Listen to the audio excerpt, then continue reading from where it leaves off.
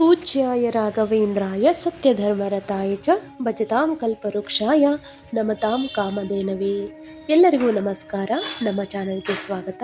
ನೀವು ಮೊದಲನೇ ಸಾರಿ ನಮ್ಮ ಚಾನಲ್ ಏನಾದರೂ ನೋಡ್ತಾ ಇದ್ದರೆ ದಯವಿಟ್ಟು ಸಬ್ಸ್ಕ್ರೈಬ್ ಮಾಡಿ, ಪಕ್ಕದಲ್ಲಿರ್ತಕ್ಕಂಥ ಬೆಲ್ ಐಕಾನನ್ನು ಪ್ರೆಸ್ ಮಾಡಿ ಅಂತ ಹೇಳ್ತಾ, ಇಂದಿನ ವಿಡಿಯೋದಲ್ಲಿ ನಾವು ವೃಷಭ ರಾಶಿಯವರಿಗೆ ಡಿಸೆಂಬರ್ ಮಾಸದಲ್ಲಿ ಯಾವ ರೀತಿಯ ಶುಭ ಫಲಗಳಿದೆ ಮತ್ತು ಅವರು ಮಾಡಬೇಕಾದಂತಹ ಪರಿಹಾರಗಳೇನು ಎಂಬುದರ ಬಗ್ಗೆ ಸಂಕ್ಷಿಪ್ತವಾಗಿ ತಿಳಿದುಕೊಳ್ಳೋಣ. ಮೊದಲಿಗೆ ವೃಷಭ ರಾಶಿ. ಮುಖ್ಯವಾಗಿ ಡಿಸೆಂಬರ್ ಮಾಸದಲ್ಲಿ ವೃಷಭ ರಾಶಿಯವರಿಗೆ ನೋಡೋದಾದರೆ ಕೆಲವೊಂದು ಮಿಶ್ರ ಫಲಗಳನ್ನು ನಾವು ನೋಡಬಹುದಾಗುತ್ತೆ. ಕೆಲವು ಶುಭ ಫಲಗಳು ಇದೆ, ಹಾಗೆಯೇ ಕೆಲವು ಅಶುಭ ಫಲಗಳನ್ನು ನಾವು ನೋಡ್ಬೋದು.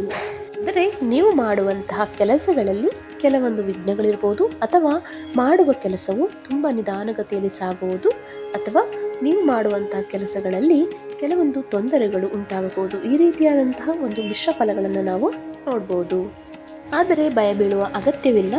ನೀವು ಕೈ ಹಿಡಿದಿರುವಂತಹ ಕೆಲಸ ನಿಧಾನವಾಗಿ ಆದರೂ ಕೂಡ ಪರವಾಗಿಲ್ಲ, ಆ ಕೆಲಸ ಸಂಪೂರ್ಣವಾಗಿ ಪೂರ್ಣಗೊಳ್ಳುತ್ತೆ. ಮುಖ್ಯವಾಗಿ ಈ ಮಾಸದಲ್ಲಿ ನೀವು ಬೇರೆಯವರ ಜೊತೆ ಜಗಳಗಳನ್ನು ಅಥವಾ ಆಡುವ ಮಾತುಗಳ ಬಗ್ಗೆ ಸ್ವಲ್ಪ ಗಮನವಿರಲಿ. ಏಕೆಂದರೆ ನಿಮ್ಮ ಪ್ರಮೇಯವೇ ಇಲ್ಲದಿದ್ದರೂ ಕೂಡ ಕೆಲವೊಂದು ಸಂದರ್ಭದಲ್ಲಿ ಮಾಡದೇ ಇರುವಂತಹ ತಪ್ಪಿಗೆ ನಿಮ್ಮ ಒಂದು ಮಾತುಗಳು ಅಂತಕ್ಕಂಥದ್ದು ಸಿಕ್ಕಾಕೊಳ್ಳುತ್ತೆ. ಅಂದರೆ ನೀವು ತಪ್ಪೇ ಮಾಡಿರೋದಿಲ್ಲ, ಆದರೂ ಕೂಡ ಜನರ ನಿಂದನೆಗೆ ನೀವು ಕೆಲವೊಂದು ಸಂದರ್ಭದಲ್ಲಿ ಒಳಗಾಗುವಂತಹ ಪರಿಸ್ಥಿತಿಗಳನ್ನು ನೀವು ಎದುರಿಸಬೇಕಾಗುತ್ತೆ. ದಯವಿಟ್ಟು ಈ ಮಾಸದಲ್ಲಿ ಒಂದು ಮಿಸ್ಅಂಡರ್ಸ್ಟ್ಯಾಂಡಿಂಗ್ ಅಂತಕ್ಕಂಥದ್ದು ಏರ್ಪಡುತ್ತೆ. ಅಂದರೆ ನಿಮ್ಮ ಸತಿಪತಿಗಳಾಗಿರ್ಬೋದು ಅಥವಾ ಅಣ್ಣ ತಮ್ಮಂದಿರ ಮಧ್ಯೆ ಆಗಿರ್ಬೋದು, ಒಂದು ಮಿಸ್ಅಂಡರ್ಸ್ಟ್ಯಾಂಡಿಂಗ್ ಅಂತಕ್ಕಂಥದ್ದು ಬರ್ಬೋದು. ಈ ಮಾಸದಲ್ಲಿ ಹಣಕಾಸಿನ ವಿಷಯಗಳನ್ನು ನಾವು ನೋಡೋದಾದರೆ ಈ ಮಾಸದಲ್ಲಿ ಯಾವುದೇ ರೀತಿಯಾದಂಥ ಹಣಕಾಸಿನ ಸಮಸ್ಯೆಗಳು ನಿಮಗೆ ಇರುವುದಿಲ್ಲ. ಅಂದರೆ ಬರುವಂಥ ಆದಾಯಕ್ಕೆ ಯಾವುದೇ ತೊಂದರೆ ಇಲ್ಲ. ಆದರೆ ಬಂದಿರುವ ಆದಾಯವನ್ನು ನೀವು ಅವಶ್ಯಕತೆ ಇರುವುದಕ್ಕೆ ಮಾತ್ರ ಬಳಕೆ ಮಾಡಿ, ಅನಾವಶ್ಯಕ ಖರ್ಚುಗಳ ಬಗ್ಗೆ ಸ್ವಲ್ಪ ಗಮನ ಕೊಡಿ. ಇನ್ನು ಉದ್ಯೋಗ ಅವಕಾಶಗಳಿಗಾಗಿ, ಅಂದರೆ ನೀವು ಉದ್ಯೋಗವನ್ನೇನಾದರೂ ಹುಡುಕ್ತಾ ಇದ್ದರೆ ಅಂಥವರಿಗೆ ಒಳ್ಳೆಯ ಉದ್ಯೋಗ ಅವಕಾಶಗಳು ನಿಮಗೆ ಸಿಗುತ್ತೆ. ಆದರೆ ಅತಿ ಆಸೆಗೆ ಹೋಗಬೇಡಿ. ಅಂದರೆ ನನಗೆ ಇದಕ್ಕಿಂತ ಇನ್ನೂ ಒಳ್ಳೆಯ ಅವಕಾಶಗಳು ಬರ್ಬೋದೇನೋ, ಇದಕ್ಕಿಂತ ಒಳ್ಳೆ ಪ್ಯಾಕೇಜಸ್ನಲ್ಲಿ ನನಗೆ ಸ್ಯಾಲ್ರಿ ಸಿಗ್ಬೋದೇನೋ, ಅಥವಾ ಇದಕ್ಕಿಂತ ಒಂದು ಒಳ್ಳೆ ಕಂಪ್ನಿನಲ್ಲಿ ನನಗೆ ಸಿಗ್ಬೋದೇನೋ ಜಾಬ್ ಅಂತ ಹೇಳ್ಬಿಟ್ಟು ಇದನ್ನು ನೀವು ಕಳ್ಕೊಳಕ್ಕೆ ಹೋಗಬೇಡಿ. ಅಂದರೆ ಒಂದು ಸಿಕ್ಕಿರುವಂಥ ಅವಕಾಶವನ್ನು ಬೇಗ ನೀವು ಉಪಯೋಗ ಮಾಡಿಕೊಳ್ಳಿ. ಇನ್ನು ಬೇರೆ ಒಳ್ಳೊಳ್ಳೆ ಅವಕಾಶ ಬರುತ್ತೆ ಅಂತ ಹೇಳ್ಬಿಟ್ಟು ಇರುವಂಥ ಅವಕಾಶವನ್ನು ನೀವು ಕೈ ತಪ್ಪಿಸ್ಕೊಳ್ಳೋಕೆ ಹೋಗಬೇಡಿ. ನಿಮ್ಮ ದೂರದಲ್ಲಿರ್ತಕ್ಕಂಥ ಸಂಬಂಧಿಕರಿಂದ ನೀವು ಕೆಲವೊಂದು ಮಾತುಗಳನ್ನು ಕೇಳುವಂತಹ ಸಂದರ್ಭ ಎದುರಾಗ್ಬೋದು. ಆದ್ದರಿಂದ ನೀವು ಅವ್ರ ಬಗ್ಗೆ ತಲೆ ಕೆಡಿಸ್ಕೊಳ್ಳೋ ಅವಶ್ಯಕತೆ ಇಲ್ಲ. ಯಾಕೆಂದರೆ ನೀವು ಕರೆಕ್ಟಾಗಿದ್ದರೆ ಯಾರೇನಂದ್ರೂ ನೀವು ಯೋಚನೆ ಮಾಡೋ ಅವಶ್ಯಕತೆ ಇಲ್ಲ. ಈ ಸಮಯದಲ್ಲಿ ಏನಾಗುತ್ತಪ್ಪ ಅಂದರೆ ಕೆಲವೊಂದು ಸಮಯದಲ್ಲಿ ನಿಮ್ಮ ಮಿತ್ರಗಳೇ ಶತ್ರುಗಳ ಥರ ಕಾಣಿಸೋಕ್ಕೆ ಶುರು ಮಾಡ್ತಾರೆ. ಯಾಕೆಂದರೆ ಈ ಟೈಮು ಸ್ವಲ್ಪ ನಿಮಗೆ ಅನುಕೂಲವಾಗಿಲ್ಲ. ಅದಕ್ಕೋಸ್ಕರ ನೀವು ಆಡುವ ಮಾತಿನ ಮೇಲೆ ತುಂಬ ಗಮನ ಇರಬೇಕಾಗುತ್ತೆ. ವಿದೇಶದಲ್ಲಿರ್ತಕ್ಕಂಥ ವ್ಯಕ್ತಿಗಳಿಗೆ ಒಂದು ಸಮಯದಲ್ಲಿ ಏನಾಗುತ್ತೆ ಅಂದರೆ ಈ ವೀಸಾಕ್ಕೆ ಸಂಬಂಧಪಟ್ಟಂಗೆ ಏನಾದರೂ ಪ್ರಾಬ್ಲಮ್ಸ್ ಆಗಿರ್ಬೋದು, ಆ ರೀತಿ ಒಂದು ಸಂದರ್ಭ ಎದುರಾಗಬಹುದು. ನಿಮ್ಮ ಒಂದು ಯಶಸ್ಸನ್ನು ನೋಡಿ ತಡ್ಕೊಳಕ್ಕಾಗದಿರ್ತಕ್ಕಂಥ ಜನರು ನಿಮ್ಮ ಮೇಲೆ ಒಂದು ದ್ವೇಷವನ್ನು ಕಾರೋದಕ್ಕೆ ಶುರು ಮಾಡ್ತಾರೆ. ಅಂದರೆ ನಿಮ್ಮ ಬಗ್ಗೆ ಇಲ್ಲದ ಸಲ್ಲದ ಒಂದು ಅಪಾದನೆಗಳನ್ನು ಮಾಡೋದಾಗಲಿ, ನಿಮ್ಮ ಮೇಲೆ ಬೇರೆಯವ್ರ ಹತ್ರ ಹೋಗ್ಬಿಟ್ಟು ಜಗಳ ಥರ ಮಾತಾಡೋದಾಗಲಿ, ಈ ಥರ ಮಾಡ್ತಾ ಇರ್ತಕ್ಕಂಥವ್ರು ತುಂಬ ಜನ ನಿಮ್ಮ ಸುತ್ತಮುತ್ತಲೇ ಇರ್ತಾರೆ. ಇಂಥವ್ರ ಬಗ್ಗೆ ನೀವು ತುಂಬ ಹುಷಾರಾಗಿರಬೇಕು. ನಿಮ್ಮ ಮುಂದೆ ತುಂಬ ಒಳ್ಳೆಯವ್ರ ಥರ ಇರ್ತಾರೆ, ಆದರೆ ನಿಮ್ಮ ಬೆನ್ನ ಹಿಂದೆಯೇ ನಿಮ್ಮ ಬಗ್ಗೆ ಕೆಟ್ಟದಾಗಿ ಪ್ರಚಾರ ಮಾಡ್ತಾ ಇರ್ತಾರೆ. ನಿಮಗೆ ಎದುರಿಗಿರ್ತಕ್ಕಂಥ ಶತ್ರುಗಳಿಗಿಂತ ನಿಮ್ಮ ಪಕ್ಕದಲ್ಲೇ ಇರ್ತಕ್ಕಂತಹ ಹಿತಶತ್ರುಗಳ ಬಗ್ಗೆ ನೀವು ಗಮನ ಹರಿಸ್ಬೇಕಾಗುತ್ತೆ.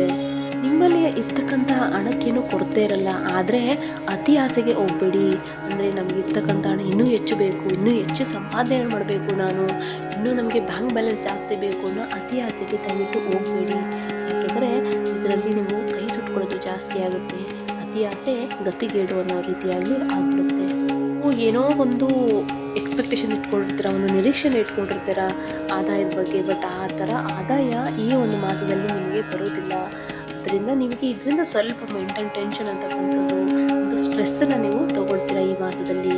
ಮುಖ್ಯವಾಗಿ ನೀವೇನಾದರೂ ಶೇರ್ ಮಾರ್ಕೆಟಿಂಗಲ್ಲಿ ಅಥವಾ ಟ್ರೇಡಿಂಗಲ್ಲಿ ದುಡ್ಡನ್ನು ಹಾಕುವಾಗ 1ಕ್ಕೆ 100 ಸರಿ ಯೋಚನೆ ಮಾಡಿ ನೀವು ಹಣವನ್ನು ಇನ್ವೆಸ್ಟ್ ಮಾಡಿ. ಯಾಕಂದರೆ ಈ ಮಾಸದಲ್ಲಿ ನಿಮಗೆ ಆ ಟ್ರೇಡಿಂಗ್ ಅಂತಕ್ಕಂಥದ್ದು ನಿಮಗೆ ಅನುಕೂಲ ಆಗಿಲ್ಲ. ಆದ್ದರಿಂದ ನಿಮಗೆ ಹಣವನ್ನು ಕಳೆದುಕೊಳ್ಳುವ ಹೆಚ್ಚಾಗಿದೆ.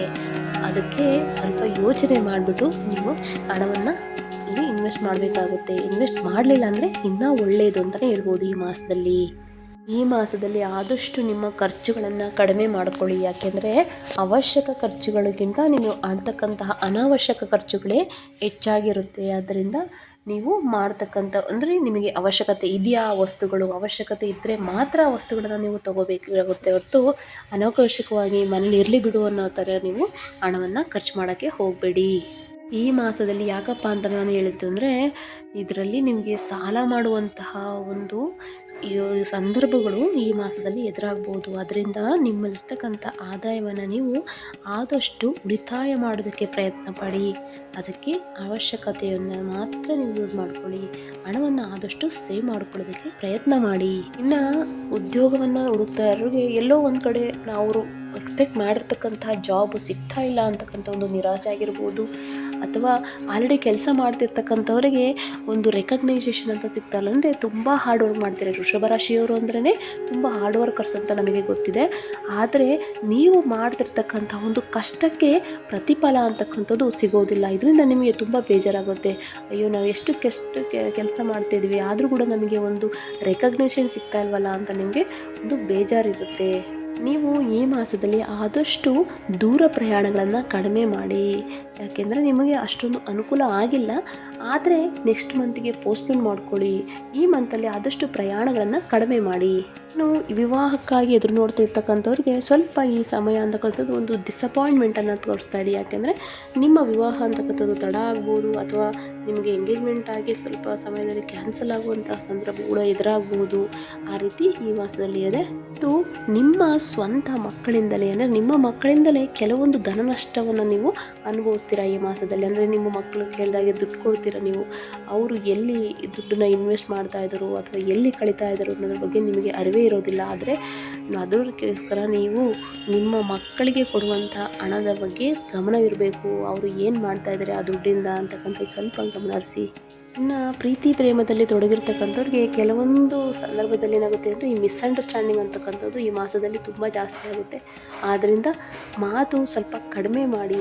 ಅಂದರೆ ಆಡುವ ಮಾತಿನಲ್ಲಿ ಸ್ವಲ್ಪ ನಿಮಗೆ ನಂಬಿಕೆ ಅಂತಕ್ಕಂಥದ್ದು ಇರಬೇಕು. ಯಾಕೆಂದರೆ ನೀವು ಪ್ರೀತಿ ಮಾಡೋರ ಮೇಲೆ ನಿಮಗೆ ಮಾತ್ರ ನಂಬಿಕೆ ಇರಬೇಕಲ್ವಾ, ಬೇರೆ ಯಾರಿಗಿರುತ್ತೆ ಹೇಳಿ.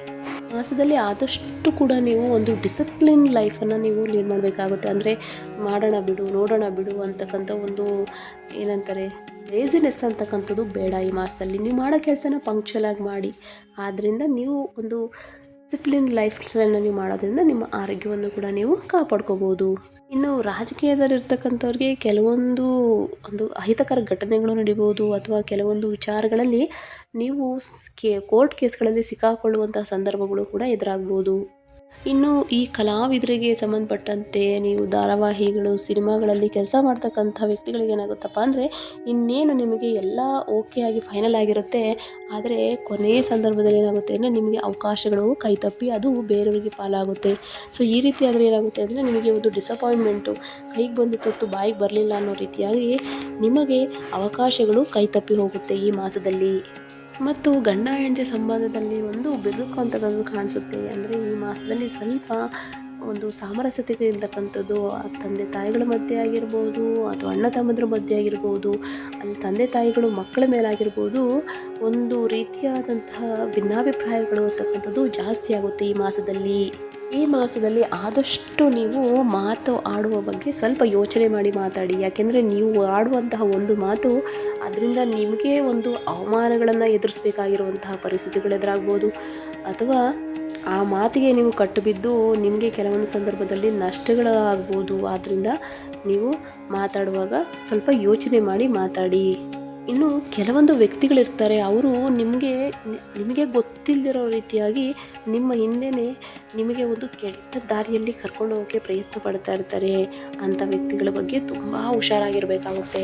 ಯಾಕೆಂದರೆ ನಿಮ್ಮನ್ನು ನಂಬಿಸಿ ಕುತ್ತಿಗೆ ಕುಯ್ಯುವಂಥ ಕೆಲಸಗಳನ್ನು ಮಾಡೋಕ್ಕೆ ಅವರು ಹೊಂಚಾಗ್ತಾ ಇರ್ತಾರೆ. ಆದ್ದರಿಂದ ಅವರ ಬಲೆಗೆ ದಯವಿಟ್ಟು ನೀವು ಬೀಳಬೇಡಿ. ಯಾಕೆಂದರೆ ಅವರು ನಿಮ್ಮನ್ನು ಒಂದು ಒಳ್ಳೆಯ ಮಾತುಗಳಿಂದ ನಿಮ್ಮನ್ನು ಒಂದು ಮೋಸ ಮಾಡಲಿಕ್ಕೆ ಕಾಯ್ತಾ ಇರ್ತಾರೆ. ಆದ್ದರಿಂದ ಇಂಥ ವ್ಯಕ್ತಿಗಳ ಬಗ್ಗೆ ತುಂಬ ಜಾಗ್ರತೆ ವಹಿಸಿ.